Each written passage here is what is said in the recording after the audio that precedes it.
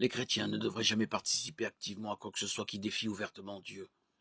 Mais Pierre et les apôtres répondirent, il faut obéir à Dieu plutôt qu'aux hommes. Acte 5, 29. Même si le fait de défier les attentes du monde concernant le moi des fiertés peut signifier subir des conséquences sociales et juridiques, lorsqu'ils sont ainsi guidés par l'esprit, les chrétiens peuvent et doivent donner une explication solide de leur point de vue. Et pourquoi les autres feraient bien de suivre leur exemple. Mais sanctifiez dans vos cœurs le Seigneur Christ étant toujours prêt à vous défendre devant quiconque vous demande raison de l'espérance qui est en vous avec douceur et respect, ayant une bonne conscience afin que lorsqu'on vous calomnie, ceux qui maudissent votre bonne conduite en Christ soient couverts de confusion, car il vaut mieux souffrir en faisant le bien, si telle est la volonté de Dieu, qu'en faisant le mal. 1 Pierre 3, 15, 17. Ce que nous ne devrions pas faire, c'est réagir avec panique ou avec la peur d'avoir perdu, d'une manière ou d'une autre, lorsque la culture se détourne de Dieu.